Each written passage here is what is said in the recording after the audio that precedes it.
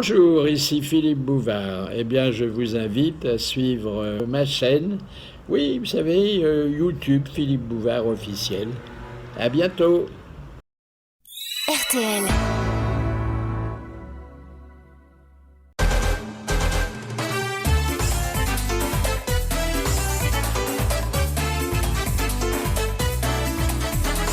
Les grosses têtes de Philippe Bouvard.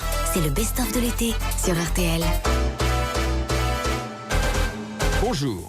Un Mozart très réussi où ils avaient incarné l'un le compositeur Antonio Salieri et l'autre le jeune Wolfgang Amadeus avaient fait se rencontrer Jean Piat et Laurent Deutsch sur l'immense scène du Théâtre de Paris. Alors j'ai pensé les réunir aujourd'hui à nouveau et sans qu'ils le sachent car je ne les avais pas accueillis ensemble ni le même jour aux grosses têtes. Jean Piat est le juvénile patriarche du théâtre.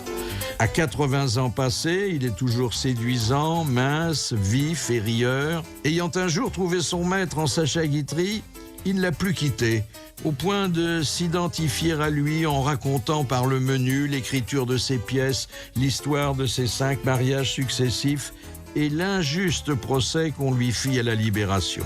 Sans doute Jean Piat doit-il aussi une part de son panache personnel au Cyrano de Bergerac qu'il n'a pu incarner qu'en prolongeant artificiellement un impadis nasal, doué pour le flair, mais trop petit pour le personnage.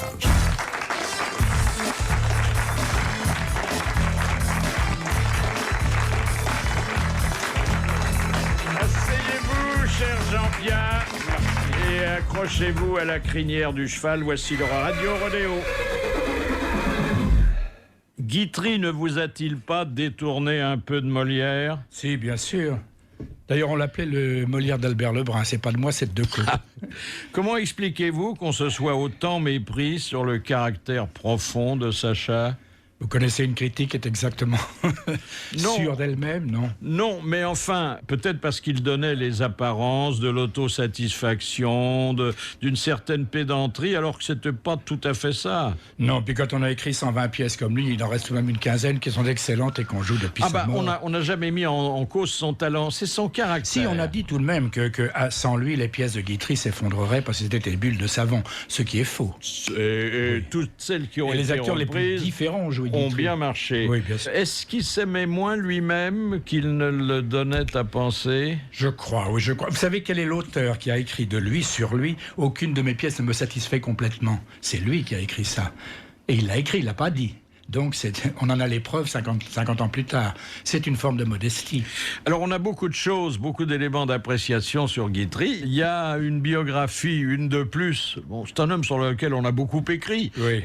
D'André Bernard, Sacha Guitry, Une vie de merveille. Et puis l'anthologie désinvolte des plus belles réparties que vous avez signée avec Patrick Wachman, qui est plutôt connu pour sa compétence en matière de politique étrangère. Oui. Mais là, vous avez communié dans l'amour des bons mots. Ça fait partie des petits jeux qu'on a entre nous, parce qu'il a édité, à tort ou à raison, il a édité mon premier bouquin il y a une vingtaine d'années.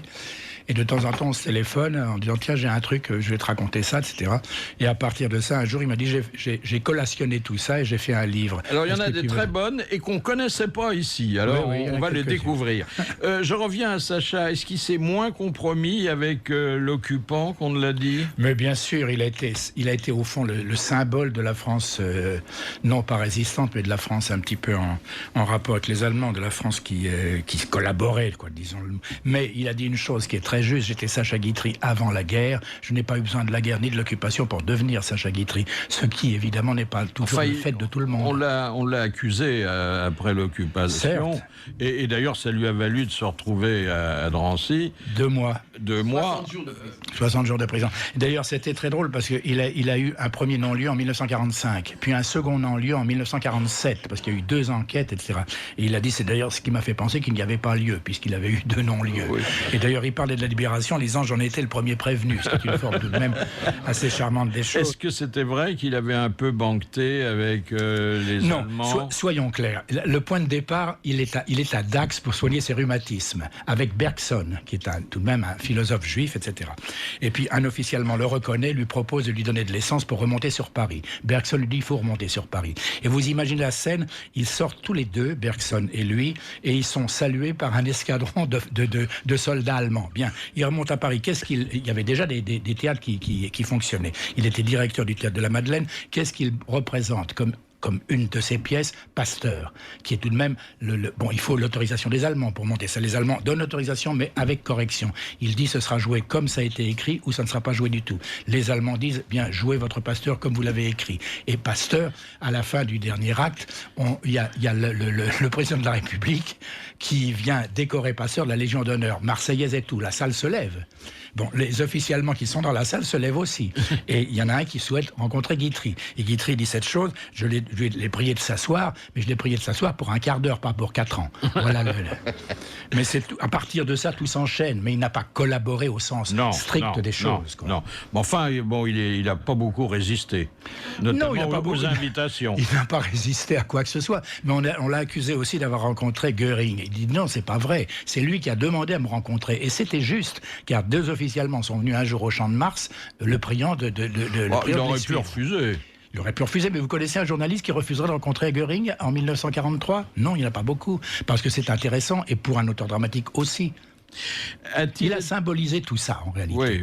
A-t-il été plus cocu que misogyne ? Beaucoup plus cocu que misogyne, oui. D'ailleurs, il le dit lui-même. Il y a peut-être un rapport entre les deux. Il y a un rapport entre les deux. D'ailleurs, quand il a écrit Elles et toi, qui est un bouquin malgré tout assez rude pour les femmes, c'est un petit peu à l'adresse d'Yvonne Printemps, qui était un tempérament de feu et qui allait se faire sauter un peu partout en dehors de lui. Et quand il l'a réveillée vers 1h du matin pour lui lire une scène, elle s'en foutait, elle avait plutôt envie d'autre chose. Bien, donc il lui a écrit ce livre qui est une espèce de lettre adressée à elle. Mais évidemment, les femmes peuvent en prendre une partie pour elles. Mais ce n'est pas vrai, c'était destiné à Yvonne. Et il dit d'ailleurs, avoue que tu l'avais bien mérité, ce qui n'est pas faux. Si toutes les fées s'étaient penchées sur son berceau, combien en a-t-il eu dans son lit ? Eh bien, pas tellement en réalité, parce que je crois que c'était surtout un homme préoccupé par le travail plutôt que par la bagatelle. Et c'est pour ça qu'on a pu dire de lui qu'il était impuissant, ce qui est faux. On a même dit de lui qu'il était pédéraste. Ce à quoi dit-il, c'est une accusation sans fondement. Il n'a pas tort. Dernière question, mais il y en aura d'autres, rassurez-vous. Les baskets que vous mettez chez vous en guise de charentaise, vous aident-elles à conjurer le vieillissement ? Sans doute, oui, je ne sais pas. Vous savez, je remercie mes parents chaque fois que je me lève, en réalité. Oui. Parce que c'est génétique. C'est génétique, oui. Ouais. Ma mère est morte à 41 ans, vous voyez, c'est génétique. Et mon père à 73. Donc, si vous voulez, je les prolonge, si j'ose dire. Cette méfiance envers les charentaises n'a rien à voir avec Ségolène.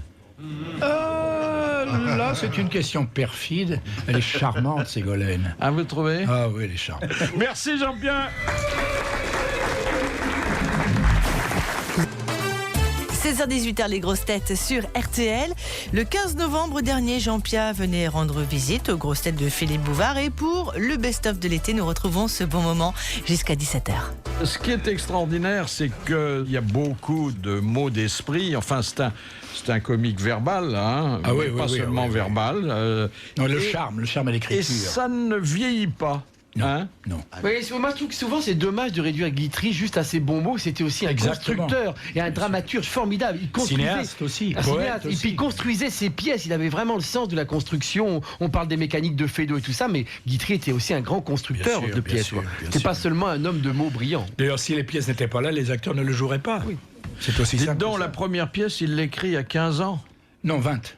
Enfin, il a peut-être commencé à gratter. Non, oui, elle est sortie quand il avait 20 ans. Mais il a peut-être commencé à gratter vers 15 ans. Oui, c'est mais enfin, dit ça a dans été la créé biographie. quand il a 20 ans, oui. Oui. Bon, c'est quand même jeune. Oui, hein. c'est extraordinaire. Puis ça a été un triomphe. Ça a été un triomphe. À partir de Nono, ça n'a plus cessé. Il a 20 ans. Oui, non, c'est un créateur, il a raison. Ces pièces se jouaient combien de fois? Pas tellement, parce que c'est pas une époque où on jouait 1000 fois ou 600 fois ou 700 fois. Non, mais il n'arrêtait pas. Vous vous rendrez compte que cet homme écrivait, jouait la comédie, écrivait des films, les jouait et les mettait en scène. Il écrivait des poèmes, il écrivait des articles. Sans arrêt. Quand on veut inaugurer le Poste parisien, un des premiers machins radiophoniques, si je puis dire, eh bien, on demande à Guitry de faire un impromptu. Quand on reçoit la reine d'Angleterre, on demande à Guitry de faire un impromptu. Et quand les cinquantenaires de Janson, par exemple, on demande à Guitry de faire un impromptu. Il n'a pas cessé de travailler. Il disait au fond, je fais toujours quelque chose parce que je me suis aperçu que quand on faisait quelque chose, on ne faisait qu'une chose, ce qui n'est pas fatigant. Tandis que quand on ne fait rien pendant 1 minute ou 2, on pense alors à tout ce qu'on a à faire et qu'on ne fait pas, et ça c'était rintant. Ce qui est pas faux. Ça explique qu'il n'avait pas tellement de temps à consacrer aux dames. Exactement. Ah oui. On ne peut pas tenir la plume et tenir en main. Bref, allons-y. Oui. De toute façon, il vaut mieux être cocu qu'un cahier, ça fait moins de bruit quand on déménage. Ah, c'est joli. Non, plus on le lit, plus on le découvre et plus on l'aime. C'est incontestable. On ne parle pas beaucoup de Sacha Joueur. Or, il l'était. Un grand joueur. Oui. J'ai une lettre autographe de lui qu'on m'a offerte. Il explique à un ami la façon de jouer à la roulette. Oui. Mais en entrant dans le détail d'une façon incroyable, comme un véritable spécialiste du jeu. Il avait une martingale? Ça marche? Oui, alors il a perdu beaucoup d'argent en jeu, énormément d'argent. Beaucoup. D'ailleurs, quand il est mort, il y avait presque rien. Il y avait des dettes. C'est pour ça qu'on a été très injuste avec Lana Marconi. La veuve n'a pas trouvé tellement d'argent dans les tiroirs. Au contraire, elle a dû débourser des choses. Enfin, il y avait l'hôtel particulier de la rue Élysée-Reclus. Bien sûr qu'il aurait voulu d'ailleurs transformé en musée du théâtre, et c'est dommage qu'on ne l'ait pas fait. Mais elle était contrainte de vendre tous ces tableaux. Tous ces tableaux, bien sûr. D'ailleurs, mais vous savez que pendant 3 ans, il était interdit de tout.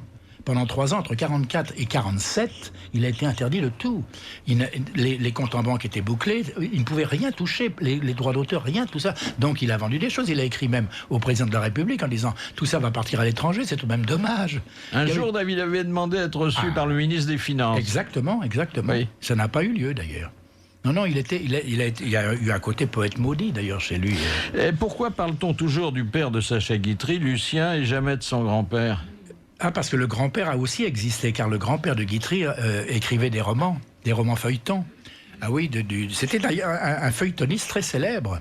Très célèbre. Oui, il y a eu des précédents. Puis enfin, Lucien est tout de même un grand acteur d'une part et un grand humoriste aussi. Vous savez, il y a une chose qui est très drôle. Un jour, il raccompagnait souvent, je ne sais plus quelle comédienne sentait mauvais de la bouche. C'était Réjeanne. Je crois, c'était Réjeanne, oui. Vous connaissez l'histoire? Oui, mais je suis peut-être le seul. C'est une histoire charmante. Il raccompagne Réjeanne dans un fiacre. Et elle sentait vraiment très mauvais de la bouche. On lui dit, mais comment ça s'est passé? Il dit, oh très bien, j'ai pété tout le temps, ça changeait un peu l'air. C'était déjà le père de Sacha. Réjeanne, qu'à cause de sa mauvaise haleine, Forain avait surnommé qui ne dit mot qu'on sent. C'est très joli. C'est Jean Pia, l'invité d'honneur des grosses têtes de l'été. Première citation, elle n'est pas de Guitry, et elle vient de M. Guillaume de Saint-Cyr, qui a dit « Le secret de ma bonne santé, c'est ma tempérance. Je n'ai ni bu d'alcool, ni fumé de cigare avant l'âge de 9 ans. » Churchill, oui. Non. Orson Welles. Mais c'est un anglo-saxon. C'est un anglo-saxon. C'est un Wilde, non? Alors, c'était un homme de cinéma. Groucho Marx. Non. Qui est souvent cité parce qu'il avait le génie des... W.C. Fields. W.C. Fields. Bonne réponse d'Éric Logérias. Fumé dans les cabinets avec un nom comme ça. C'est un homme très occupé. On frappait souvent à sa porte.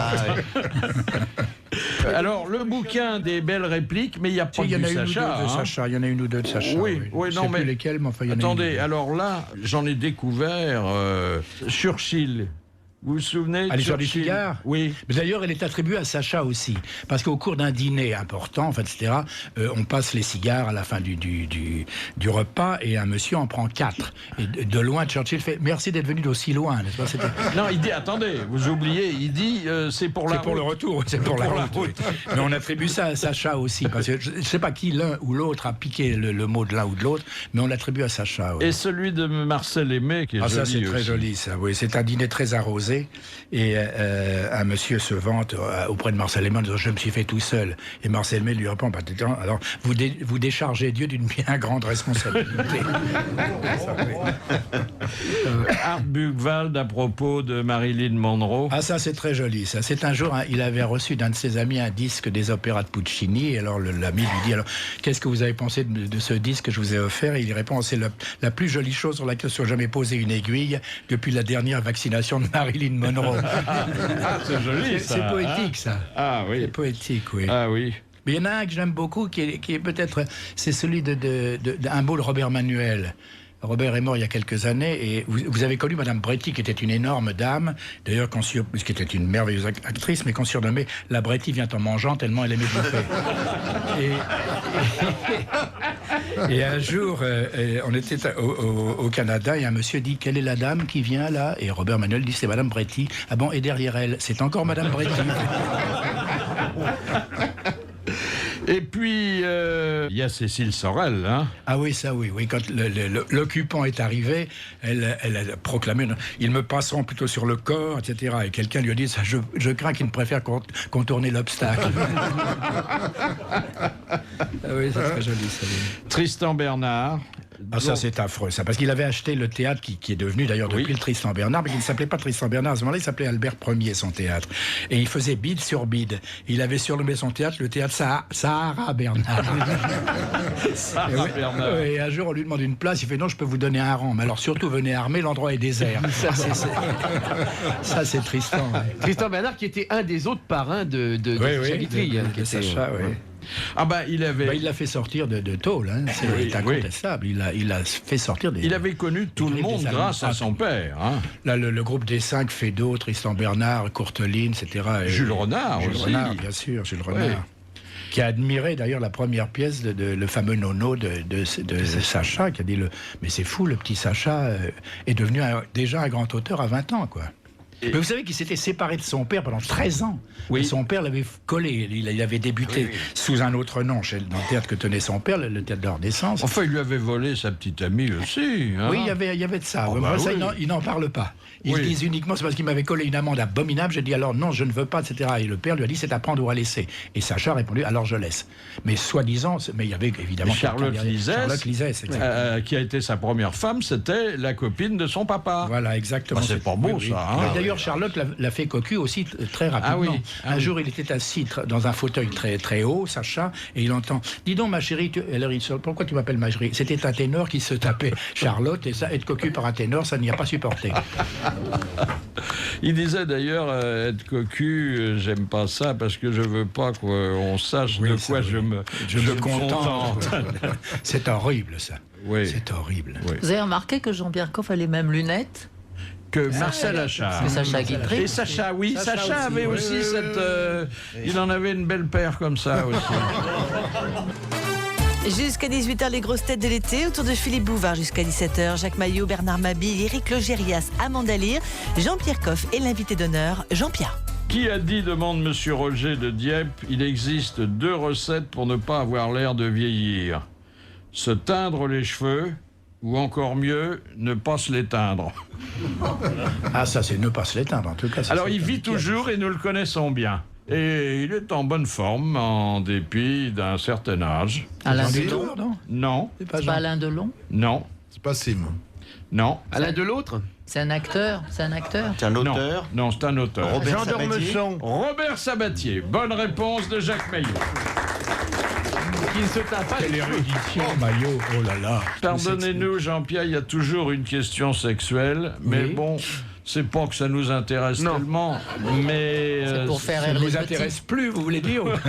C'est traditionnel. Oui. Question de Madame Maury. Quel accessoire sexuel arrive en tête des accessoires préférés des couples en France? La banane? Non. Pour Jartel? Sexuel, oui, c'est un vêtement ou c'est un objet? Le fouet. Alors, c'est le martinet. Les menottes. C'est un accessoire. Les menottes. Non. Le martinet. C'est bien parce que je peux découvrir tous vos fantasmes. Le baillon. Non. La culotte, la culotte fendue. Non. La culotte en caoutchouc. Non. En latex. Ça serait pas la table de la cuisine, tout bêtement. Non, ou la machine à laver, non, c'est quelque chose dont l'usage est d'ailleurs recommandé, mais... Ah, les préservatifs avec des picots et tout ça. Exactement, Oui. le préservatif texturé. Ah oui, avec des Mickey, tout ça. Non, c'est pas la déco qui compte. mais vous êtes resté en France, C'est le relief. C'est le Bonne relief. réponse d'Éric Logérias. Vous en avez déjà vu? Oh, derrière, je vois rien. Non, Moi, j'en prends pas, j'ai des boutons, alors ça suffit.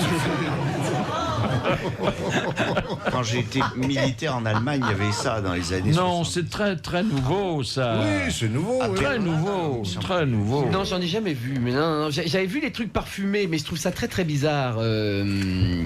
Parce que fraise. à la fraise, le mélange de parfum de crevettes et de fraises est assez gênant. Monsieur Oh, Logérias. Le parfum de crevette. Ouais. De bouquet. Pourquoi Oui, avoir c'est- choisi une chanson de Nougaro comme... Parce que j'aime bien Nougaro, tout bêtement. Ah oui, ça je Il y en a m'en pas- il y doutais en a un d'autres, peu. hein, il y en a d'autres. Oui. Enfin. Sinon, ça serait du masochisme. Oui, mais je- Choisir la chanson de quelqu'un que vous aimez pas, d'autant que vous risquez de la réentendre. hein. C'est une des plus belles voix de variété. Ah oui. Ah oui. Son père était un grand chanteur Oui. d'opéra. Hein. Il avait une voix lyrique. Hein. Et comment. Et alors, moi, j'ai joué un jour l'homme de la Mancha. Et il est venu voir ça, il m'a dit, et dis donc, Pia, il fait le fa. Je savais pas du tout ce que ça voulait dire, mais il paraît que je faisais le fa. Alors voilà, c'est pour ça que j'aime bien Nougaro. J'ai senti le choc, faut rentrer dardard dans la ligne de coque. Un nouveau départ, solide comme un roc, une pluie de dollars, ici nous gagnons.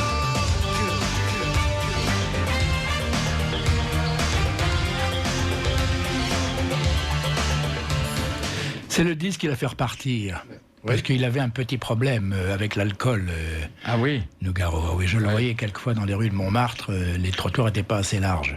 Et puis un jour, il a décidé de se remettre un peu au régime. Il n'avait plus de maison de disques. Il n'avait plus de maison de non, disques, non, hein, c'est une non, belle histoire. Il n'avait c'est- plus de maison de Il disques. est allé à New York l'enregistrer. Exactement. C'est une Et belle ça a été histoire. un triomphe fantastique, alors que c'est pas une de ses plus belles chansons sur le plan du texte, mais il y avait une rythmique telle que, bon, c'est reparti, quoi. Alors Guitry, Et tant vous mieux. l'avez connu ou pas vous? Oui, je l'ai rencontré en 48. Et d'ailleurs, c'était extraordinaire, parce que vous vous rendez compte qu'il avait eu son dernier non-lu en 47, et en 48, l'homme que j'ai connu en février 48, moi je vais faire mes débuts officiels dans le Barbier de Séville, j'entends une voix, la sienne, et je me dis quel est le salaud qui me fait une blague là-dessus. Il me demandait de passer au studio, et je suis allé au studio, je l'ai rencontré, il était au fond d'un... Il a interrompu le tournage pendant 25 minutes pour m'expliquer ce que j'aurais à faire. J'étais tellement intimidé que je lui ai dit, maître, je n'ai pas le costume. Il m'a regardé comme s'il avait affaire à une andouille, ce qui était d'ailleurs très vrai, tellement j'avais le trac, et il m'a dit, mais nous tournons dans 3 semaines. Il avait pris 25 minutes sur le temps de tournage pour m'expliquer ce que j'aurais à faire 3 semaines plus tard. Parce que d'ailleurs, j'ai eu l'impression que ma carrière commençait. C'était une blague. Il avait surtout besoin de la tirade de la calomnie au deuxième acte. Le Figaro, il s'en foutait complètement. C'était un bon directeur d'acteur? Sûrement, mais tout le monde avait la trouille devant lui. Vous savez ce qui s'est passé? Moi, après, je l'ai retrouvé. Car l'accueil de Guitry était d'une exquise courtoisie. Vous aviez l'impression que si vous refusiez de jouer le rôlet, et le film ne se ferait pas tellement il vous avait expliqué ça. Pour me convaincre, et Dieu sait si je n'en avais pas besoin, pour Napoléon, il m'a dit « Gabin n'a qu'un mot à dire ». C'est vous dire que Pia pouvait très bien jouer ce truc-là. Et j'ai joué ça. Bon, et j'ai été doublé par Guitry. Car j'étais tellement mauvais, tellement intimidé que je devais dire ou sous le mur d'une prison où était enfermé Bonaparte. Je veux dire ou. Alors je faisais ou. Il me dit non, plus large. Ou. Oui. Alors on recommence. Ou non, plus large. Je me dis plus large. Ou. J'étais pas foutu de faire ou. Et à la synchro, puis c'était à ce moment-là des sons témoins. À la synchro, quand je suis arrivé, il y avait d'ailleurs Gabin qui avait qu'un mot à dire, mais il avait à dire assez devant le champ de bataille d'Elo. C'était tout un très Ah, il éloquent. abusait pas des talents, dis donc. Mais dis donc, avec un gros plan et assez, hein, Gabin, il se défendait très bien. Et j'ai entendu, avec la grande surprise, le ou s'était fait par Guitry. J'ai donc été doublé par Guitry, c'est tout de même pas mal, quoi. Il avait refait mon ou parce qu'il en avait marre que mon ou soit pas assez large. Question de Monsieur Plumard, de Palavas-les-Flots. C'est reposant, ça. Ouais. Quel était le véritable prénom de Sacha Guitry? Ah, bah, Alexandre. C'est Alexandre, oui, bien sûr. Alexandre. Oui, bien sûr. Et les deux derniers? Alexandre Georges Pierre. Alexandre Georges Pierre. oui. Bonne réponse de Jean-Pierre. Alors, que J'ai portait... pas de mérite d'ailleurs, parce que quand il a été interrogé, on lui a dit quel est votre prénom. Il dit Alexandre, Georges Pierre. Et Sacha. Ah, si vous voulez, mais ça n'est qu'un diminutif, comme qui dirait Mimi ou Toto. Ça n'a pas amusé le questionneur. Alexandre, parce que c'était le tsar qui était le Vous vous parrain. rendez compte, tout de même, c'est prodigieux. L'acteur important qui était son père demande au tsar de toutes les Russies d'être le filleul et le tsar accepte. C'est quand même une preuve de vedettariat exceptionnelle. Et on jouait en français. À ce moment-là, à Saint-Pétersbourg. Il a fait 7 saisons de suite. Oui, il partait une demi-année carrément. Hein, Carrément, oui, 6 6 mois. C'était 6 mois, oui. Mais payé à prix d'or, c'était fantastique. C'était la star de toutes les stars. Et il était jeune encore. Vous savez comment il a épousé sa femme, enfin la mère de Sacha? Il était à Londres en tournée, il l'a rejoint. Et il a dit, c'était un samedi, je ne savais pas quoi faire à Londres, j'ai épousé ma femme. Parce que le samedi, il n'y avait rien d'autre à faire à Londres. Comme ça que Lucien a épousé Et qu'est-ce qu'il Maman jouait Guitry. à Saint-Pétersbourg? Quel était le répertoire? Tout le répertoire français, tout le répertoire de cette époque-là, oui. Et j'ai joué après à Saint-Pétersbourg, mais pas j'ai joué en français, bien sûr. Et Henri Roland, qui était un acteur très important du théâtre français, avait joué lui aussi au Michel du temps des Tsars. C'est dommage que maintenant on ne puisse plus le faire, parce que ça serait bien payé, n'est-ce pas? Surtout que Poutine doit aimer le théâtre, il a bien une tête à ça. Le côté joyeux de Riz, c'est incontestable, oui. N'oubliez pas que vous pouvez retrouver à tout moment les invités, vos histoires drôles et références des grosses têtes sur notre site rtl.fr. J'ai un souvenir de Guitry, précisément raconté par Brialy. Un personnage comme Guitry, vous comprenez, ça n'existe plus. D'abord parce que la vie est autrement. On ne payait pas d'impôts. Il avait été voir Ramadier, qui était le ministre des Finances. Il est entré, il devait 1 million de francs. 100 millions de francs d'anciens francs. Il arrive dans le bureau de M. Ramadier, le ministre des Finances. Il lui dit, voilà, vous êtes Colbert, je suis Molière. Alors, est-ce qu'on ne peut pas trouver un arrangement? Et Ramadier, qui était un confini, lui a dit, mais moi, je suis Ramadier, et vous êtes Guitry, et vous payez comme tout le monde. Et Guitry n'était pas comme tout le monde. Non. Il racontait ces histoires magnifiques avec son père. Ils étaient sur les Champs-Élysées dans une énorme voiture, et tout le monde criait, oh, les rois de Paris, les rois de Paris. Et le chauffeur se retourne pour voir qui criait. Et il rentre dans la voiture de devant, et le type dit, pauvre con. Et Sacha Guitry qui dit, détrôné. Il y a cette belle histoire qu'on raconte et qui prouve quand même qu'il avait été sensible au respect et à l'admiration qu'on pouvait lui témoigner.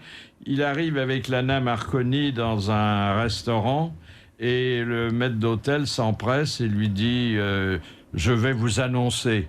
Et le Guitry lui dit mais non, il avait résolu d'être simple ce jour-là. Mais non. Si, je tiens à vous annoncer. Il ouvre à double battant la porte de la salle et écrit 2 couverts. C'est très joli, ça. Elle aimait le pâté, Marconi. Les 5 femmes de Guitry, il leur avait donné des surnoms. Maman. Oui, c'est moi qui ai dit. C'est vous? Oui, c'est moi.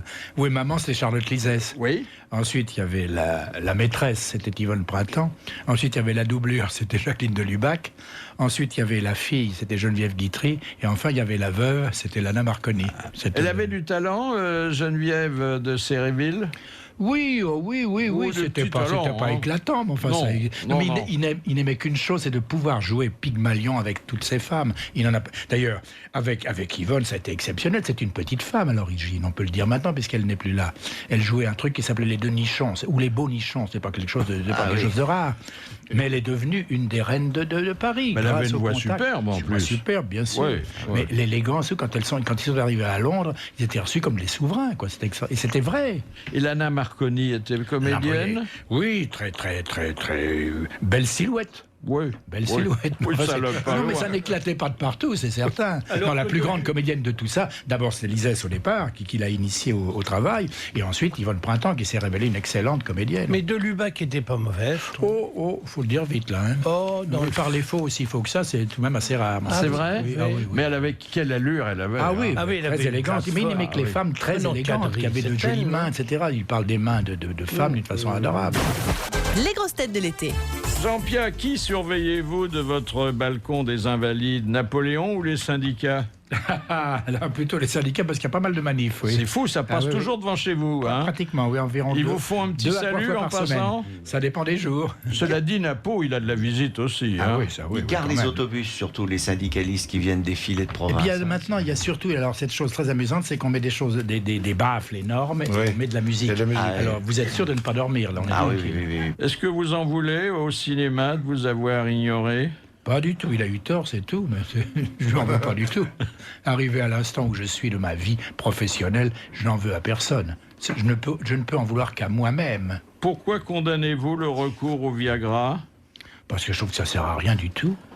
C'est une insulte envers soi-même. Ça vous fait rien? Du tout, j'en ai jamais pris. Ah bah alors vous mais savez ça marche pas, quand même. Ah oui, d'accord. Oui, c'est pour ça. Non mais quand ça marche pas. Oh bah ça, qu'est-ce que tu une béquille, non? Non, c'est bien plus reposant. Vous savez ce que c'est? Je sais plus quel est le grand musicien, Scotto, qui de très loin fait oh, il reconnaît un de ses amis, Marius. Je ne bande plus. Il avait l'air très content. Ah oui, ça évite. C'est ce qu'on appelle la grande paix du caleçon. Voilà. Très exactement. Oui, mais enfin, quelquefois, si on veut rendre service dans son entourage, bon, il faut prendre une petite pilule, hein, monsieur Coff? Non, vous avez... non plus. Non, t'as tiré le rideau, toi. Il a fermé le portillon. Ouais. Ça, c'est pas intéressant. C'est très reposant. On le regrette beaucoup, hein. Ah oui. Ah oui. Oui. Parce qu'il fut un temps où ça se bousculait au portillon. Hein? Mais c'est fini, un temps pour chaque chose, c'est terminé tout ça. C'est un temps que les moins de 20 ans ne peuvent pas connaître. Allô? Oui, bonjour. Bonjour Shirley. Bonjour. Dino est à côté de vous? Non, pas tout à fait encore, je le rejoins là. Ah bon? Oui. Parce que j'ai sous les yeux un nouvel aspect de votre talent, sous la forme d'une BD. Oui, tout à fait. Ah bah c'est une bonne idée ça, dites donc. Bah, c'est une idée, on va dire, mais c'est pas nous qui l'avons réalisée quand même. Non, mais enfin le scénario est un peu de vous puisque c'est votre vie, hein. Oui, c'est notre vie imaginée, et puis voilà, enfin bon, c'est Franck Mangerin qui a beaucoup travaillé dessus. Ça s'est passé comme ça quand on vous demandait si vous étiez marié, il répondait c'est ma cousine. Non, c'est venu plus tard. Ça l'a arrangé plus tard, on va dire. Et on évoque l'époque où vous pensiez que les bébés naissaient dans les choux. Oui, on vous l'avait pas cru très longtemps, ça, hein? Bah, assez quand même. On vous voit au marché tous les deux et Dino dit « Bonjour madame, vous avez de la poitrine ?» à la commerçante, là. On reconnaît tout ça, hein. Ah oui, et puis alors, les galères, hein, les animations dans les grandes surfaces, hein. On a tout fait, ça c'est réel, hein. C'est pas exactement précisément comme ça que ça s'est passé, mais toutes ces galères-là, on les a vécues, mais on les a vécues avec bonheur, en fait, hein. Enfin, nous, comme on n'a pas de cœur, ben, ça nous fait rire, hein. Et c'est une nouvelle facette de votre talent, et comme on vous aime bien, ben, je tenais à la saluer. Merci. Shirley.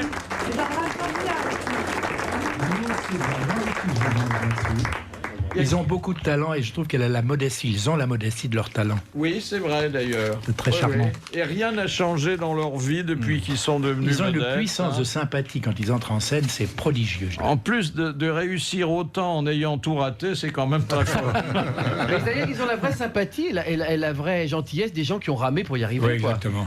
Oui, mais attendez, pas tous. Il y en a qui ont beaucoup ramé. Il y en a qui se vengent après. Oui. Et qui après se vengent. Oui, c'est vrai. Non, c'est pas le genre de la maison. Qu'est-ce que Sacha Guitry portait sur lui qui ne le quittait pas et qui constituait des... Alors, il y avait le collier d'ambre, mais des souvenirs. Des souvenirs. Des cheveux. De gens qui étaient particulièrement chers à son cœur. Des cheveux. Ça, j'ignore. Des rognures d'ongles. Des ongles, oui.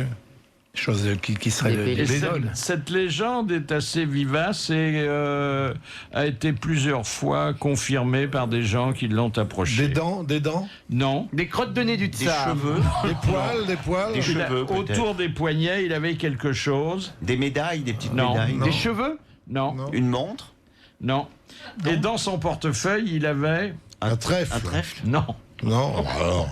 Des- Un préservatif. Non. Des cheveux, des montres. C'était des bracelets parce qu'ils portaient beaucoup de bijoux. Une photo, non des photos. Non.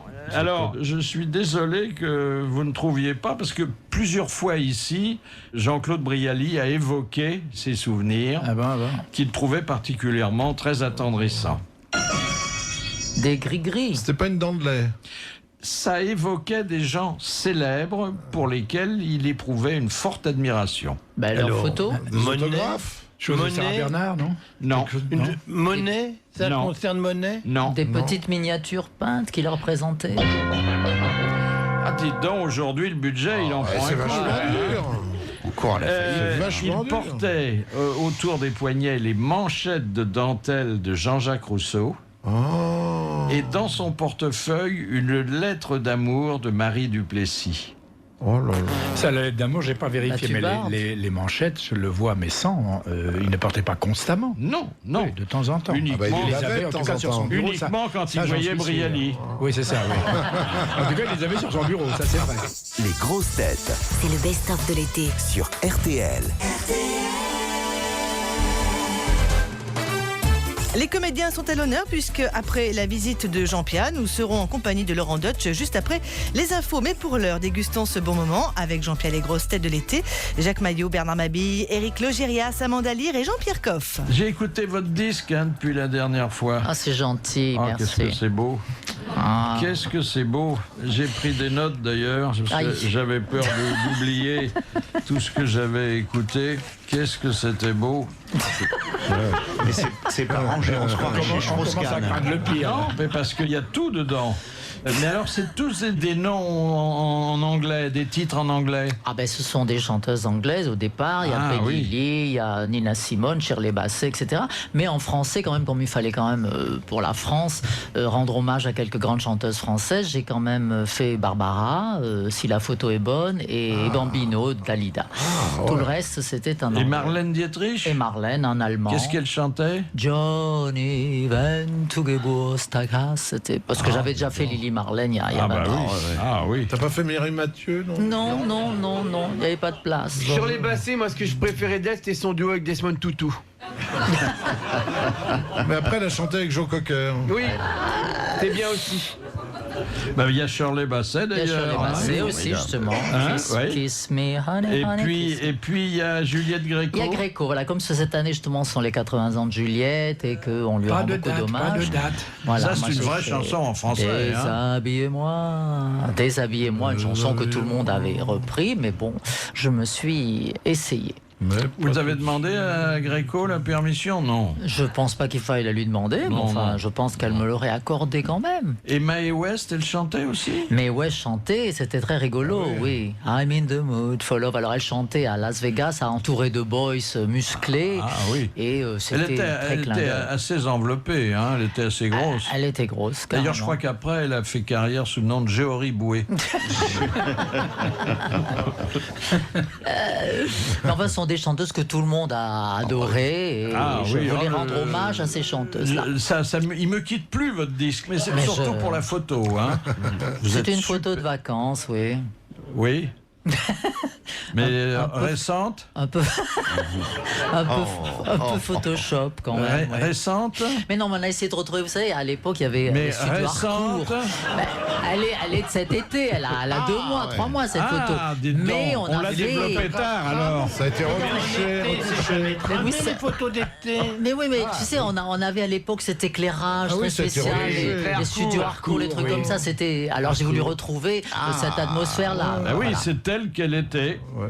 On dirait ta fille. Mais un bas de Elle est contention devant superbe, l'objectif. superbe. Et puis après, dites donc, vous êtes assise, Assise, les jambes croisées. les jambes, oui, Et écartée, c'est entièrement à l'intérieur croisées. de T'as fermé la boutique? Ah ben Et- oui, jambes Ah croisées. non, elle a remonté le rideau. Dites donc, c'est très très érotique ça. Vous hein. trouvez? Ah écoutez, Avec une petite robe noire toute simple. C'est son petit côté basique instinct. Montrez voir. Oui, c'est vrai, c'est un petit peu j'arrive pas ça. à m'en C'est un- détacher. Ah oui. Vraiment, hein. On sent que c'est bientôt les C'est érections. gentil, c'est gentil, c'est gentil. En tout cas, ça démarre très fort. Je suis très Écoutez, contente. j'ai regardé ça avec un copain et il me dit, eh ben Manuel, il doit pas s'embêter. Aucun rapport. Je vous assure. Pourquoi aucun rapport? Parce que lui... Il n'avait aucun rapport avec Manuel? Si, j'ai des rapports, je veux dire. Ah bon? Vous savez, lui, il ne connaissait aucune de ses chansons, aucune, non. puisque c'est toute une autre génération. Il est un culte. Non, il n'est pas un culte, mais lui, c'est bon, les Spice Girls, Oui, c'est ça, le oui. rapport.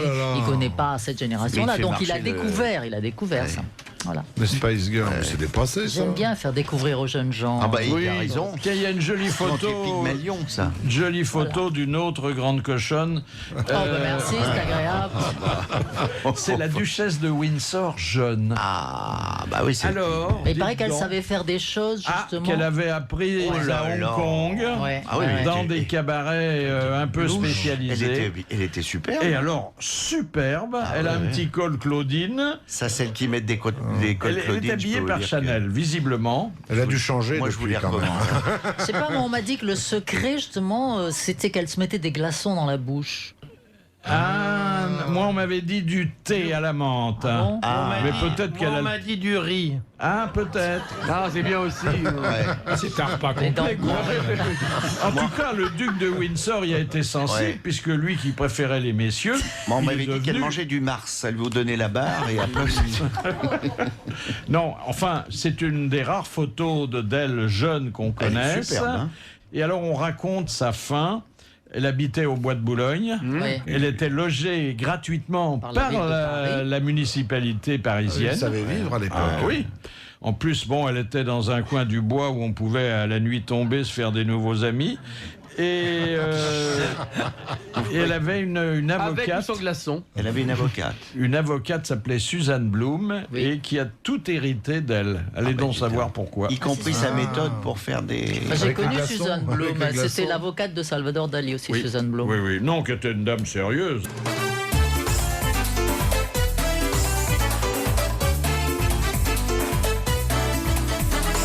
Les grosses têtes de Philippe Bouvard. C'est le best-of de l'été sur RTL. Qui pourrait croire, avant de l'avoir écouté, que dans des conversations personnelles et totalement improvisées, Laurent Deutsch, l'Udion de la scène et de l'écran, est l'heureux titulaire d'une licence de philosophie. Incarnant au théâtre un personnage d'Oscar Wilde et au cinéma Jean de La Fontaine, il atteste qu'on peut être un jeune homme branché, très moderne, épris de progrès, et ne jamais rater une occasion de se replonger avec volupté dans les siècles passés. D'où son goût pour les beaux textes, ainsi qu'une dilection avouée pour les scènes d'amour qui, au-delà des impératifs professionnels, lui ont parfois procuré de jolis plaisirs privés.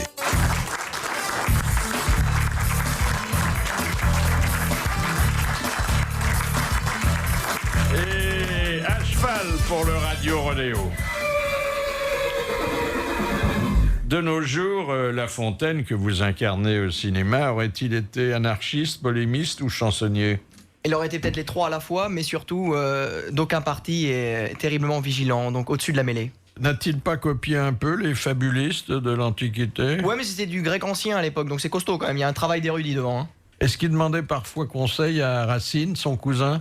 Ouais, il se piquait des fables, il se piquait des vers. C'est une époque très libre. On est dans les lumières de la Renaissance à l'époque, et ils sont tous autour d'une table. C'est authentique. Les Molière, Racine, Boileau, La Fontaine, et ils inventent comme ça, ils créent, il y a une émulation collective, et ils se piquent des phrases, ils se piquent des trucs. D'ailleurs, pas plus tard qu'hier, on se battait pour savoir si Grosjean comme Devant appartenait à Racine ou à La Fontaine. Eh bien, c'est aux deux. Parce que ça se trouve dans les plaideurs. Ouais, ça se trouve dans les plaideurs de Racine, Oui, tout à fait. oui. Mais aussi dans les fables. Voilà un joli film dans lequel vous avez un joli rôle, hein, parce que c'est le rôle titre, et puis on vous voit beaucoup. Hein. Ouais, et puis La Fontaine n'a jamais été incarné au cinéma, et il était temps de Jamais. Il était temps de le réhabiliter parce que. Alors il intervenait dans des films de Guitry, mais de façon très... Si Paris m'était Oui, compté, Fugitif, on les Versailles. Si Versailles m'était compté, ouais, c'est dans Si Versailles m'était compté qu'on les retrouve. C'était le vrai, non? Oui.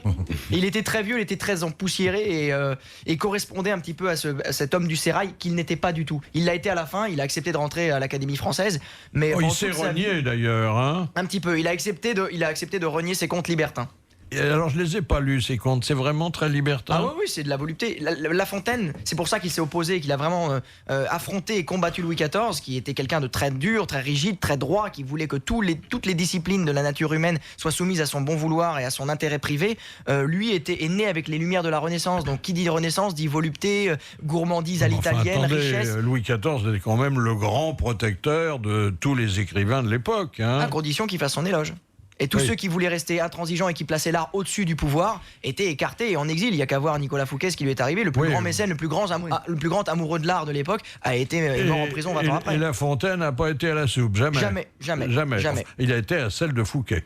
Il était protégé par Fouquet parce qu'il était quelqu'un qui n'était pas de condition. Protégé et subventionné. Oui, mais si c'était pour pouvoir avoir une visibilité, parce qu'il n'avait pas pour avoir des subventions, il ne travaillait pas, il avait une charge des maîtres des eaux et des forêts qui lui rapportait pas beaucoup. Sa famille avait fait banqueroute, son frère qui gérait la fortune de la famille a vu qu'il avait tout perdu et il est parti dans les ordres. Donc La Fontaine s'est retrouvé avec une maison avec pas d'argent et il a dû se chercher des protecteurs et ça a été Fouquet.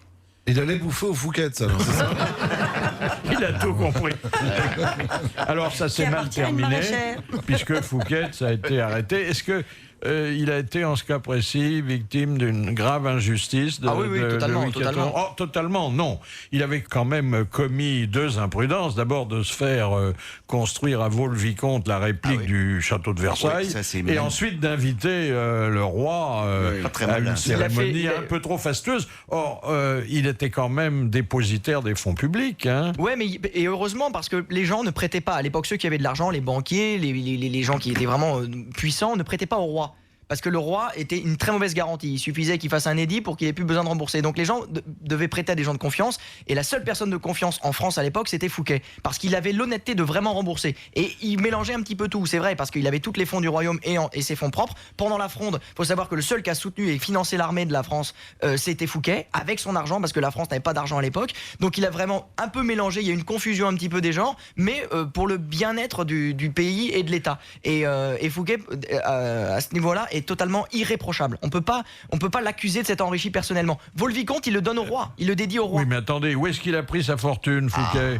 Il a inventé à l'époque ce qu'on appelait le clientélisme. C'est vrai qu'il faisait il était un peu l'usure, l'agiotage, les finances, quoi. Il faisait proliférer, il disait prête-moi de l'argent, je t'en redonnerai plus parce que ça va fonctionner. Les compagnies, les grandes compagnies, la Compagnie des Indes, les choses comme ça. Les stock options. C'était un grand économiste, c'était un grand financier qui savait fabriquer de l'argent et surtout qui savait rétribuer et rembourser ses dettes. C'est pour ça qu'il avait la confiance. Alors, donc, vous avez tourné à Vaux-le-Vicomte. Vous avez pu apprécier d'ailleurs un très grand homme, le faste du domaine à Vaux-le-Vicomte. C'est fabuleux. C'est un château qui préfigure Versailles, qui est peut-être plus joli que Versailles, parce que justement, c'est un petit peu le modèle, la valeur étalon. Et les jardins sont le nôtre. Il a fait appel au... L'architecte, c'est Levaux, les peintures, c'est Lebrun, les cuisines, à l'époque, c'était Vatel. Donc voilà, tous les grands hommes de la Renaissance qui ont ensuite donné le classicisme. Louis XIV ne pouvait pas accepter ça. Et puis, il y a une anecdote qui est marrante, c'est que on se plaignait à l'époque de Louis XIV que l'hiver, l'eau gelait dans les verres. C'est une anecdote, à Versailles, l'eau gèle dans les verres. Et quand Fouquet invite donc Louis XIV à cette superbe réception où Louis XIV est ébloui et complètement ne se sent plus roi vraiment, parce qu'il dit il y a un mec au-dessus de moi en France, il s'en va et au moment de partir, Fouquet le regarde et fait attendez, on a encore quelques petits sorbets pour vous. Et voilà, il y avait des glaces en été et ça lui a glacé le sang et c'était fini. D'où vient votre goût pour les costumes d'époque? En tant que comédien, les 3/4 du travail sont faits quand on voyage dans le temps. Quand on se retrouve avec un costume, une perruque, je sais que je suis plus Laurent Deutsch, quoi. Je me laisse ma personnalité au vestiaire et j'en endosse celle d'un autre. Et puis puis revisiter des mythes comme La Fontaine, c'est un plaisir. Et associer mon nom à un tel génie, c'est quelque chose de très... on s'enorgueillit, quoi. C'est les palmes académiques. En quoi l'anniversaire de la mort de Louis XVI vous concerne-t-il? Parce que je trouve que la Révolution française, à cette époque précise, a perdu dans la mort de Louis XVI. C'est qu'on a dépassé l'objectif. On aurait, je pense, gagné à ne pas avoir ce qui s'est passé derrière, à savoir la terreur, les Jacobins et tous les massacres. Qu'est-ce qu'on en aurait fait de Louis XVI? Et qu'est-ce qu'on va en faire de notre président en 2007 à Bruxelles?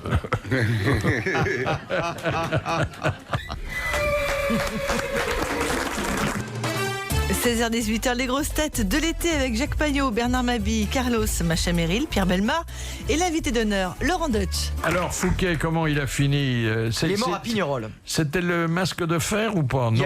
Il y a une légende qui voudrait que, soi-disant, le masque de fer, c'est un frère jumeau de Louis XIV. Ça, c'est faux. Une autre légende qui dirait que c'est Fouquet, c'est sans doute faux aussi. Ce qui est plus plausible, c'est que c'était sans doute un des serviteurs, parce que Fouquet en prison avait le droit à un valet, à qui évidemment, comme Fouquet pouvait communiquer avec personne, puisqu'il était détenteur de secrets d'État puissants qui pouvaient déstabiliser Louis XIV, il n'avait pas le droit de communiquer, même pas avec sa femme. Et donc il parlait à ce valet-là, qui s'appelait Dauger. Et quand Fouquet est mort en 1680 et quelques, le Dauger en question a dû être interné à son tour, être emprisonné pour pas qu'il communique. Et c'est là qu'apparemment on lui aurait mis un masque de cuir pour pas qu'il puisse parler. Voilà. Il a été retrouvé à la Bastille, dans les décombres, en 1790, à la destruction totale de la forteresse. On a retrouvé le squelette de l'homme au masque de fer qui a vraiment existé et qui sans doute devait être ce serviteur. Il connaît bien son sujet. Hein. J'adore l'histoire. C'est impressionnant. J'adore ça.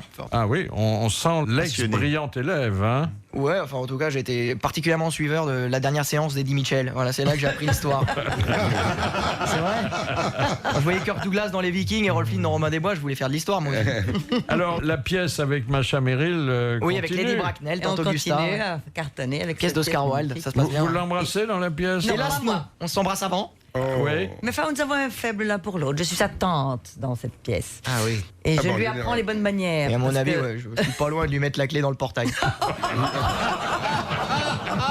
En somme, tu lui as appris des bonnes manières. La clé dans le portail. Il va se coucher sous sa tente. Vous voyez qu'il n'y a pas d'âge pour faire des bonnes actions.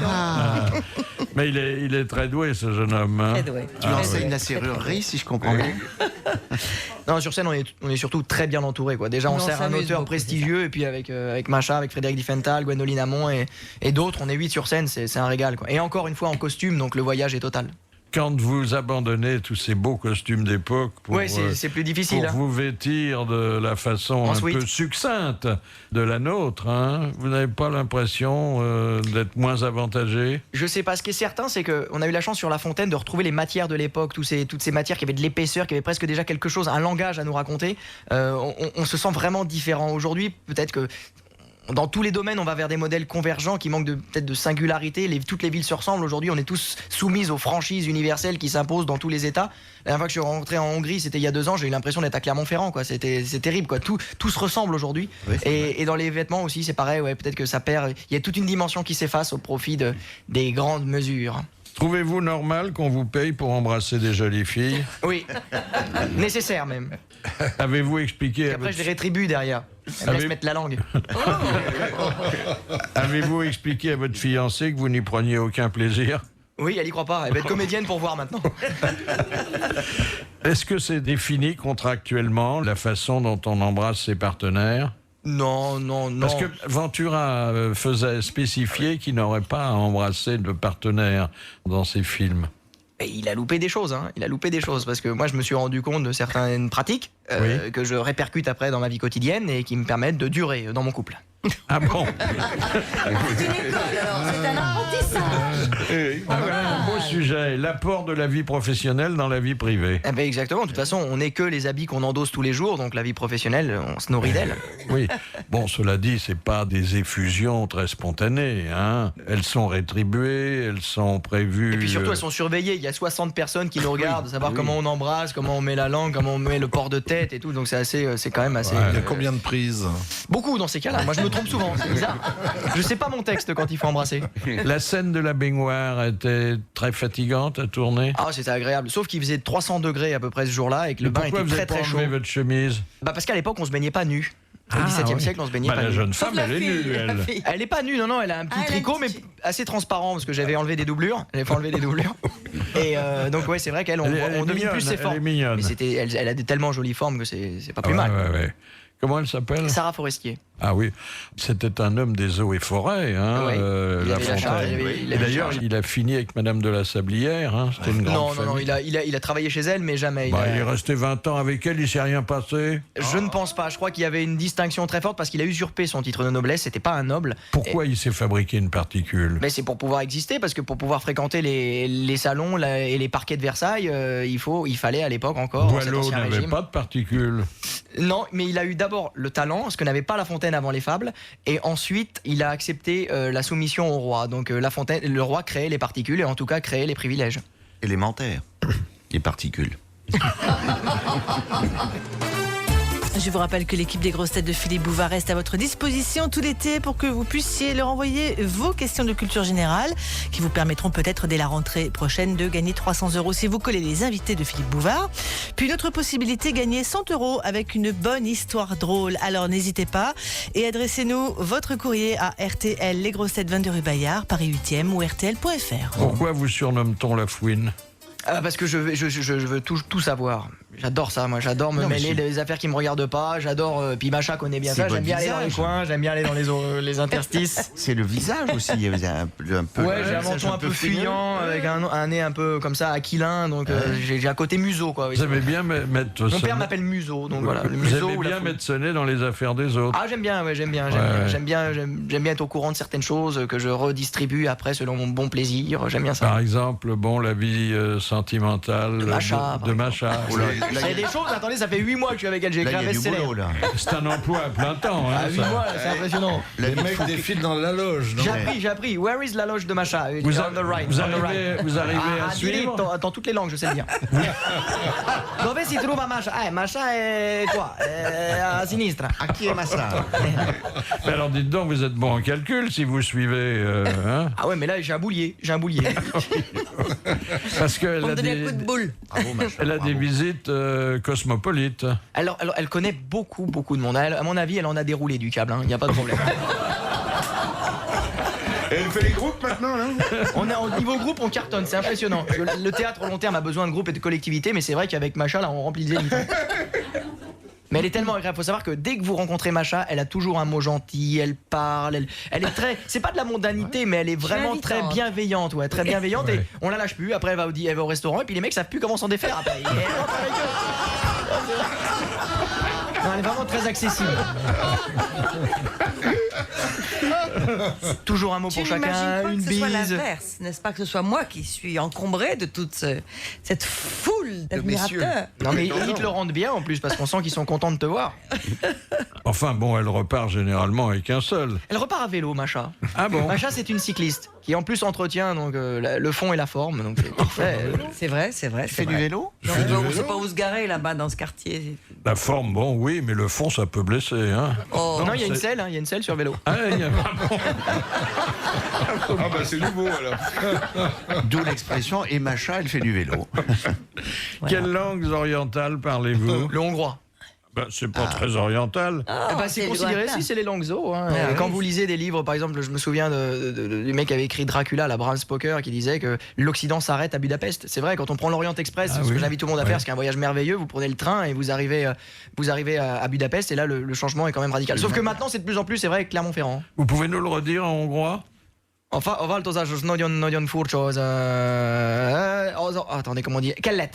Qu'est-ce de Dick Budapesten, voilà. L'Est commence à Budapest. Ah, c'est plus joli en hongrois. Quand tu penses que Sarkozy parlait comme ça. C'est ma guerre. Est-ce que vous pouvez reprendre votre accent sartois? Oh, mon solide, qu'est-ce que tu vas me bouder à la capitale? Le redis, c'est les A surtout. J'ai une copine qui travaille dans la presse et qui est sartoise, et quand elle dit, au mois de mai, je vais aller au festival de Cannes. Le A est un peu mouillé, quoi. Au festival de Cannes. C'est le E là, dit. Et vous n'avez pas été tenté par des langues plus exotiques que le hongrois? Je l'ai fait un peu par paresse au départ, le hongrois, parce que comme je la connaissais, je me suis dit, tiens, je peux choper un diplôme facile. En plus, les hongroises sont très jolies. Hein. Les hongroises?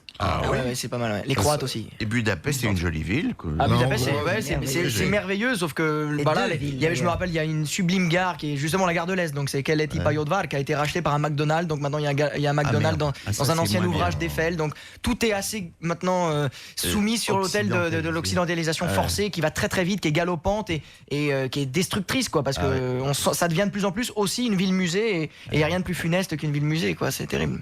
Avec un petit centre et puis des grandes franchises partout, des centres commerciaux. Mais le hongrois, dis-moi, ça vient. On dit que le basque ressemble au hongrois. Disons qu'il fini. Hongrois que le basque. Non, mais le magyar et le basque, il y a des racines. Non, c'est toutes les langues qu'on n'arrive pas à caser. On fait une espèce de petite famille tiroir comme ça. Non, le basque fait pas partie des langues finno-ougriennes. On ne sait pas d'où elle vient. Le hongrois vient. Si, le hongrois vient de l'Oural. Non, mais le basque, on ne sait pas. Le basque, on ne sait pas. Le basque, vraiment, ils ont essayé d'y rattacher au de l'Oural. Et ça vient de l'Oural, ouais, de Russie, et c'était une peuplade qui était donc du côté des montagnes. Il faut savoir qu'avec les grandes invasions dans les premiers siècles après Jésus-Christ, ça venait de l'Est, puisqu'il y avait la muraille de Chine qui blindait tout à l'Extrême-Orient, et donc les gens allaient à l'Ouest. Toutes les grosses tribus, les Huns, les Petchénègues, enfin tous les Alains, les Vandales, donc ils allaient vers la gauche. Et les Hongrois étaient à gauche du coup, donc sont sauvés parce qu'ils ont eu peur. Ils ont franchi les Alpes, l'Oural, et il y en a qui sont allés au sud, ça a donné les Hongrois, et ceux qui sont allés au nord ont donné les Finlandais. Et donc la famille c'est la même langue. hongroise s'appelle les Finno-Ougriens, la famille Finno-Ougrienne. Donc les racines hongroises se retrouvent chez les Lapons, les Estoniens et les Finlandais. Voilà, c'est tout, pas les Basques. Vous faites une interrogation écrite après, non? Oui. Mais c'est intéressant. Je ne comprends pas pourquoi on vous a surnommé la fouine. Moi, je vous aurais surnommé la mitraillette. Vous parlez à une allure. Ça a été déjà pris en hongrois, ça se dit Pushkash, la mitraillette, et c'est un grand joueur de football. Ça a déjà été pris. Et ça se dit Kalachnikov aussi. Il y a un truc qui est amusant dans les pays du Nord, les pays scandinaves, c'est qu'ils sont tous en longueur. Vous êtes d'accord, la Norvège est toute en longueur, la Suède est toute en longueur et la Finlande est toute en longueur. Alors que les peuplades, elles, ont franchi ces pays dans la largeur. Ouais, c'est vrai. Elles n'ont absolument pas suivi les frontières aujourd'hui. Oui, parce que c'est quand même amusant. Ces peuplades ont peuplé ces pays totalement d'une manière contradictoire aux frontières. Ouais. Et c'est le transsibérien qui a tout changé et tout est parti du train. Ah, mais tout est parti du train. Il y a des choses qui partent du train. Réfléchissez bien. On a dit le train. Je ne vous dirai qu'un mot à propos de vos histoires de train. Oui. Gare. Et il déraille. Non, mais c'est amusant. Il connaît presque autant de choses que vous. Non, mais là, vous m'interrogez sur les choses que je connais. Mais oui, mais lui il est plus fort que vous. Ah Il oui, peut c'est un parler de maître, ce qu'il connaît pas, lui. Surtout. Il est intarissable. Quand il connaît, ça dure 30 secondes. Quand il connaît pas, on en a pour un quart d'heure. Qu'est-ce que je me suis instruit La Hongrie, c'est ça qui vous ferait plaisir. Oui. Je suis sûr que Non, j'ai un très beau souvenir. C'est au moment de la Révolution de Budapest. C'est du pauvre. Ça a été un moment extraordinaire parce que. Et qu'est-ce que vous faisiez là-bas? Non, mais En 56. pardonnez-moi, j'ai évoqué l'émission qui n'était pas sur cette antenne et qui s'appelait Vous êtes formidable. Et nous avons fait le rassemblement de tout ce qu'on pouvait trouver en France pour aider ces Hongrois qui étaient en révolte contre ces saloperies de Russes qui les aidaient. Soviétique. Et ça vous a été, étiez dans l'humanitaire. Et ça a été, oui, bien sûr, cette nuit-là, ça a été une nuit extraordinaire où tout arrivait de la France entière et ça Vous partait savez, d'Orly. vous êtes formidable, Pierre. Oui, merci, ça, je sais. Jacques Maillot, Bernard Mabille, Carlos Machameril, Pierre Bellemare sont les grosses têtes de l'été et l'invité d'honneur de Philippe Bouvard, Laurent Deutsch. Citation de Monsieur Folenfant que je soumets à la sagacité de Laurent Deutsch, qui a dit: j'adore jouer au billard car on y croise des boules, des queues et des trous. Mozart. Et en plus, on a le droit de tirer. Mozart. C'est Mozart. Oh, sans doute. Mozart, c'était un grand joueur de billard. Donc, et puis un grand cochon. Et un grand queutard, donc à mon avis, ça lui convient tout à fait. Eh ben non, c'est pas lui qui l'a dit. Il a fallu, pour que ce soit exprimé de cette façon-là, attendre notre époque. C'est du français. C'est des proches. Bonne réponse de Bernard Mabille. Cela dit, Mozart, On aurait pu dire ça avec que d'autres vous termes. avez joué, ah oui. Dans ses lettres, il y avait souvent des plaisanteries. Il était atteint d'un syndrome qui était Gilles de la Tourette. Donc il proférait des insultes, des insanités involontaires, mais aussi par moments choisies. Il adorait ça. C'était quelqu'un qui était truculent et qui outrepassait les normes. Un peu comme La Fontaine, alors. Hein, il y a des liens? Oui, sauf que La Fontaine usait plus de dissimulation parce qu'il n'avait pas la sensation d'avoir le génie. Mozart se savait génial, donc il en avait rien à foutre des autres et de ce côté qu'en dira-t-on. Il savait que son génie triompherait et il pensait et triompher dans l'existence. Bon, ça arrivera après d'une manière posthume, mais il pensait lui que c'est il aurait rare. la On est reconnaissance. toujours surpris quand un grand esprit a un sexe. Ouais, mais c'est d'ailleurs, ce qui est marrant avec La Fontaine, c'est que j'ai rencontré des gens normaliens qui, après avoir vu le film, me disaient on avait tellement peur que vous l'incarniez, faire de telles idoles, des idoles, pardon, je parle comme Ségolène Royal, moi. Des idoles. Faire de telles icônes des êtres simplement comme nous, c'est-à-dire faits de chair et de sang, ce qu'ils ont été, avec leurs désirs, leurs plaisirs, leurs vices, avec toutes les vicissitudes de l'existence humaine. C'est quelque chose qui peut faire crisper, mais qu'il faut accepter, parce que c'était comme ça. Votre fable préférée? Le lion et le rat. Ah oui, pourquoi? Parce qu'on a toujours besoin d'un plus petit que soi. Merci. C'est vrai. bien mon avis. Ça m'a réconcilié à l'existence. C'est bien pas mon vous avis. Alors, sur les fables de La Fontaine, qu'on ne fait plus autant apprendre aux enfants. Hein. J'ai l'impression qu'on a pris des distances. C'est dommage. Peut-être, mais il faudrait plutôt les apprendre aux adultes, parce que si La Fontaine était là, il vous le dirait, les fables, elles n'étaient pas destinées à la scène, elles n'étaient pas destinées aux enfants, elles étaient destinées aux adultes et à la rue, comme un contre-pouvoir et comme des pamphlets subversifs. Un jour où ici même, et avec Jean-Yann, on évoquait ces fables de La Fontaine dont nous avons été nourris et que certains connaissent encore par cœur, il a élevé des objections sur le corbeau et le renard. C'est un des poèmes les plus cons du monde. Le corbeau ne mange pas de fromage. Exact. Je vous défie de filer du fromage à un corbeau et qu'il le bouffe. Et en plus, quel que soit le fromage, même si c'est un tout petit crottin de Chavignol, vous n'arriverez jamais à faire pour l'évêque en mangeait. tenir un fromage dans la bouche d'un corbeau. Oui. Et en plus, alors, même si le corbeau, à la rigueur, je dis bien à la rigueur en période de disette, même si un corbeau, à la rigueur, a un fromage, le renard, il s'en fout, alors, lui, du fromage. Un renard est absolument incapable d'aller faire le singe sous un corbeau pour manger le fromage. Ce qu'il veut, c'est manger le corbeau. Vous comprenez?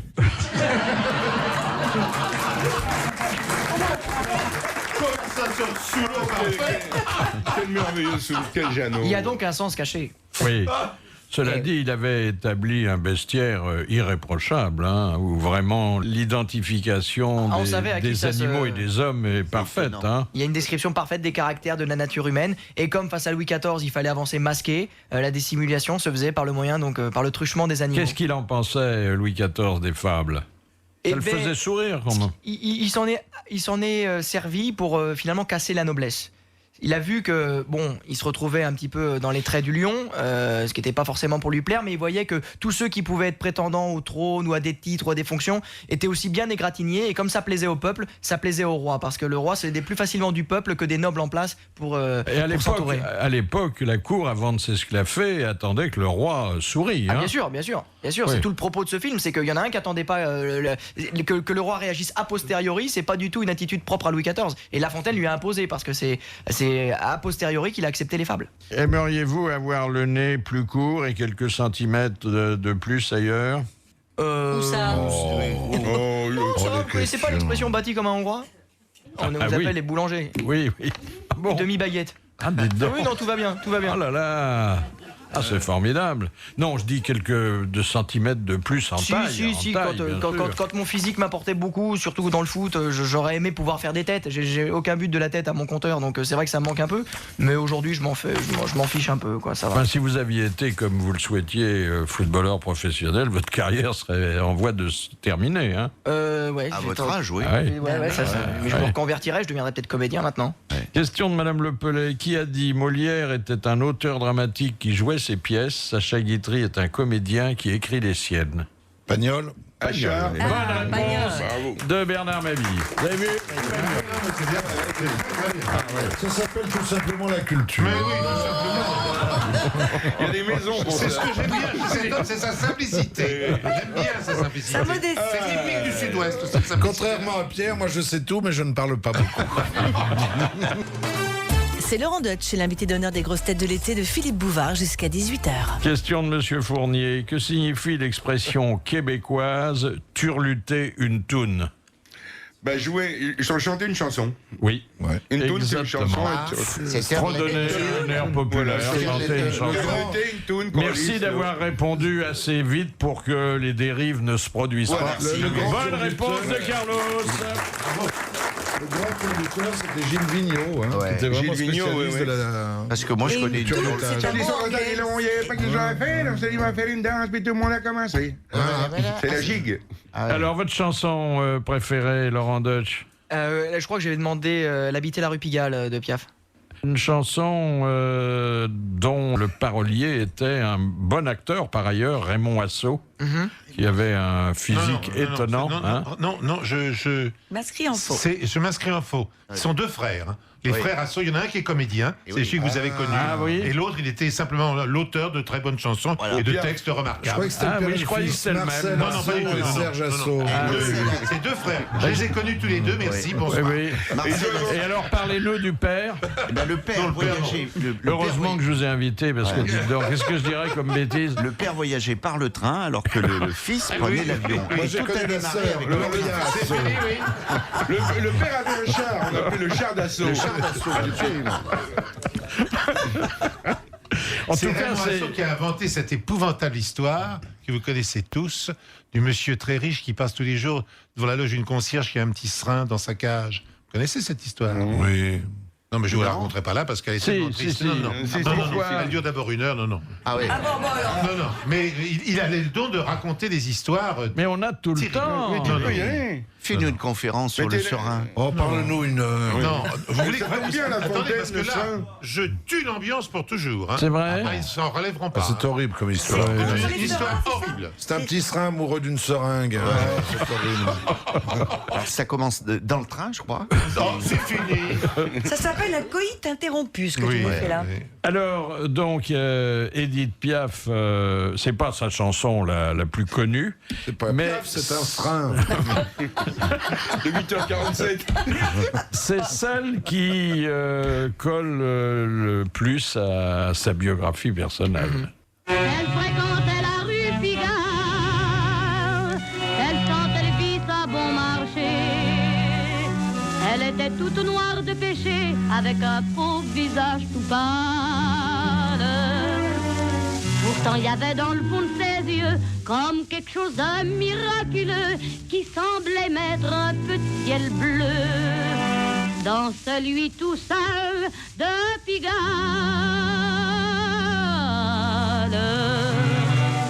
Alors, c'est une histoire triste. Hein.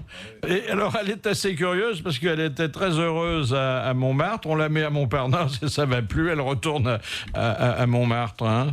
Ouais, à cette époque-là, évidemment, Montparnasse incarnait un petit peu la nouvelle richesse, la bourgeoisie, oui, les artistes. Plus artiste. Ouais, c'était plus gai, quoi. C'est voilà, elle est partie au bras d'un loufia et elle a été entretenue comme ça. Et puis dès qu'elle a été plus assez belle à ses yeux et que c'était plus qu'une poule, elle est repartie à Montmartre, là où elle est venue, quoi. Ah, c'était un vrai petit roman, hein, cette chanson. Ouais, elle est sublime. Puis ça sent tellement Paname, c'est Paris, quoi. C'est cette époque où on faisait dans la chanson ultra réaliste. Ouais. Son père buvait, sa mère la battait. Enfin, il y en a un qui écrivait bien ça, c'était Monsieur Asso. Lequel Ils étaient deux frères, je sais pas lequel, mais vraiment, c'est le compositeur, c'est l'auteur. Et je cherche le nom du comédien. Et il y a un Américain qui s'appelait la méprise est née du fait qu'ils portaient tous les deux le même prénom. Non, je ne pense pas. Je vous rappelle qu'à tout moment, vous pouvez retrouver toutes les infos concernant les grosses têtes sur RTL.fr, les invités, vos histoires drôles, les références et pourquoi pas podcaster l'émission de votre choix. Question de Mme Douchy. Comment se prénomme la putain respectueuse dans l'œuvre de Jean-Paul Sartre? On devrait savoir ça, nous. Merde, Hein. c'est Hélène Abossis qui l'a créé au Théâtre Antoine. Ça s'est créé chez nous, à Antoine. c'est avec Alain Delon, hein. Non. Non. C'est pas deux. Joué, là. Non. C'est pas Devier-Jancourt, non. Non, c'est un prénom pas français. C'était la putain de la République. Ah oui, excusez-moi. C'est Carmen ou un truc comme ça. Non, c'est pas un prénom français. C'est pas un prénom français, mais c'est plutôt à consonance anglo-saxonne. Margaret. Et ça commence par un L. Lily. Lisbeth. Alors, c'est le diminutif de Lisbeth. Betty. Libette. Non. Libette. Non. Alors, Elisabeth. la reine, on l'appelle d'ailleurs Lilibet, mais dans l'intimité. Hein, Bébête. Non. Ah, si. Lizzie. Lizzie, je Bonne réponse de Macha Merrill, c'est Lizzie. Je savais que c'était pas un autre français. C'est pour ça qu'on dit toujours Lizzie, un gentleman. Et alors, Fouquet va être votre prochain personnage? Ouais, j'écris en ce moment un scénario avec Didier Decoing et Laurent Henneman pour l'année prochaine. Ce sera pour la télévision. Et... La vie de Fouquet? La vie de Fouquet, ouais. C'est-à-dire à quel moment En gros, pareil, ça va se situer aux alentours de 1661 et surtout son procès, parce que c'est quelqu'un qui s'est défendu pendant 3 ans, si bien qu'il n'avait pas le droit d'écrire, il n'avait pas le droit d'instruire, il n'avait pas le droit d'avoir accès aux pièces du dossier, à ses archives, et il n'avait pas le droit d'écrire pour préparer son argumentaire. Donc il a fait tout de mémoire, et il était tellement précis dans ses chiffres et tellement irréprochable que Louis XIV n'a pas pu avoir sa tête, et au bout de 3 ans, il changeait, il mettait tout le temps à la place des juges qui étaient à la cause de Louis XIV, des mecs, des ennemis de Fouquet, et ils n'ont pas pu le condamner à mort, ils n'ont pu le condamner à l'exil. Parce que le roi souhaitait que... il voulait le voir pendu, hein, enfin la tête tranchée à l'époque. À l'âge. À l'âge, sur le billot. Et même pas, je crois qu'il voulait le pendre parce qu'il était pareil de noblesse de robe et non pas d'épée. Donc il y avait un imbroglio un peu sur la méthode. Vous, quand vous avez des problèmes d'élocution, comment vous faites? On a tous tendance au bégaiement. Ça passe par le bafouillement, l'hésitation, la transpiration, le stress. En fait, le bégaiement n'est qu'une espèce d'extrapolation du stress, de l'angoisse, de s'exprimer. On veut tellement bien s'exprimer qu'on bute sur le mot important. C'est un peu justement, on réussit l'obstacle et on se vautre juste après. C'est vraiment le principe du bègue. Donc moi, je suis assez attentif et vigilant à ne pas céder à ça, cette espèce de panique, de tellement vouloir me faire comprendre que finalement, je ne dis plus rien du tout. Alors, vous vous exercez avec... La respiration. Avec un stylo. Ouais. Et l'orthophoniste aussi, c'est bien. Moi, le stylo, c'est pas mal. Hein. Ça, c'est plus musculairement pour éviter de bafouiller par mollesse des mandibules. Moi, je suce mon stylo. Ah oui. Non, mais c'est vrai. Ça arrive à des gens très bien. Son prénom?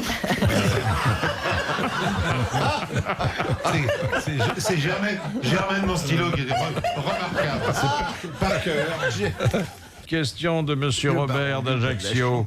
Qu'est-ce que perdent avec l'âge les animaux anours? A-N-O-U-R-E-S. Les poils. Le A étant naturellement privatif. Leur queue, non? Leur queue. Bonne réponse de Jacques Maillot. Et qui sont les animaux qui perdent leur queue? C'est la peur de ma vie. On est tous un peu anours. Non, l'homme n'est pas un animal anours, rassurez-vous. J'ai une histoire terrible sur les animaux. C'est un zoophile, un sadique, un tueur, un nécrophage et un masochiste. Ils sont 5. Hein. Et à ce moment-là, ils se parlent entre eux. Et il y a un chat qui passe. Le zoophile le regarde, il est super chouette, celui-là, il est beau, je me le taperai bien. Et le masochiste dit, quand tu te le seras tapé, je vais le torturer. Le sadique, pardon. Le tueur dit, quand tu l'auras torturé, moi je vais le tuer. Le nécrophage dit, quand tu l'auras tué, moi je le mangerai. Et le maso, il dit rien, alors il se retourne pour les cartes vers le mec, et alors il fait, miaou.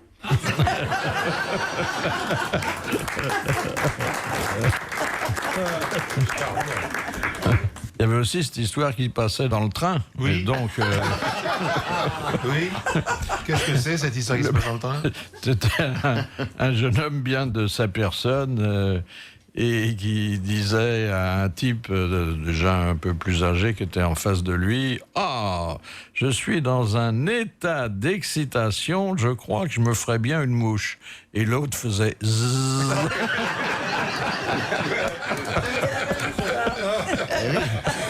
D'où l'expression un petit coup dans le train, quoi. Non. Il y a un peu plus de 30 ans que j'attends pour la caser. Et voyez, je vous donne l'occasion.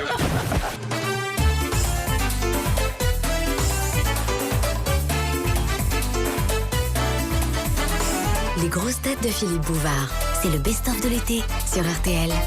À 18h, RTL Soir présenté par Patrick Cohen. Mais avant les infos, nous retrouvons Philippe Bouvard et les grosses têtes de l'été. Jacques Maillot, Bernard Mabie, Carlos, Macha Merrill, Pierre Bellemare et l'invité d'honneur, Laurent Deutsch. Question de Monsieur Scran. Dans la marine, question pour l'ancien marin que fut Pierre Bellemare. Le marin chef de gare, je vous remercie beaucoup. Merci, je m'en souviendrai. Ah, très bien. Comment appelle-t-on l'ensemble des objets et ustensiles qui constituent la quincaillerie nécessaire La Castillage. Bravo. Super. Bravo. Monsieur Bellemare. Faut pas le chauffer, hein. Faut pas l'énerver. Hein. Ah ouais. J'ai l'impression qu'il faut pas l'asticoter sur les côtés parce que tout d'un coup ça ressort là. Pas faire chier Bellemare. Il faut dire qu'il avait un superbe yacht qui croisait. Il avait invité les frères Assaut d'ailleurs une année. Il avait posé des vitraux, je me rappelle. Son mérite, c'est d'avoir senti le vent du progrès et à un certain moment d'avoir transformé son yacht en ferryboat quand le train est arrivé. Et je traversais la Manche. Le chef de gare maritime. Oh, vous avez plus fait la Manche que vous ne l'avez traversée. Sûrement.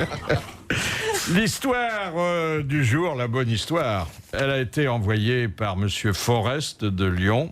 Je l'ai choisie en pensant au dernier rôle de Laurent Deutsch et je vais demander à Macha Merrill de bien vouloir la raconter. Elle est coquine, hein, je vous dis tout de suite. Alors, c'est une jolie lavandière qui lave son linge penchée sur le lavoir. Passe un inconnu, il arrive juste derrière elle et il s'aperçoit qu'elle a oublié de mettre une culotte. Oh là là. Passé la période de contemplation, tel un chien à l'arrêt devant son gibier, il s'enhardit et caresse le joli postérieur. Aucune réaction. Alors, il passe à l'action, il se retrouve le pantalon sur les chevilles et paf, il lui fait son affaire. Ça, tu connais bien. La lavandière est toujours occupée à frotter son linge. Juste avant de partir, il se décide à lui mettre la main sur l'épaule. Il lui dit Mademoiselle, la jeune fille sursaute, surprise. Oh, vous m'avez fait peur. C'est bien joué, hein. Ah, c'est bien joué. Elle est mignonne. Dernière citation envoyée par Madame Marcy qui a dit « Pauvre langue française où le mot tournure s'applique également au derrière des femmes et à l'esprit des hommes. Jean Dutour. Non. Voltaire. Non, alors c'est un homme de la fin du 19e siècle, c'est-à-dire à une époque où on employait encore le mot tournure. Oui, bien sûr. Boileau. Non, fin du 19e. Flaubert. non. Zola, non. Qui parlait bien le français? Victor Hugo, Balzac. Non. Un grand comme ça en tout cas, quelqu'un Apollinaire. qui fait partie de nos pères spirituels. Alors c'est Renard. Jules Renard. C'est Jules Renard. Bonne déjà réponse été dit, de déjà Macha été dit. Merrill. Carlos l'avait dit hier. Carlos l'avait dit hier. Carlos l'avait dit. Je laisse à machin. Mais il l'avait dit aujourd'hui ou à propos d'une précédente question? Au début, Philippe. Et puis un grand merci à Laurent Deutsch d'être venu parler de ce Jean de La Fontaine. Connaissez les fables, venez découvrir l'homme. Ah, c'est bien. Voilà un joli slogan. Alors. Merci, bravo, à demain.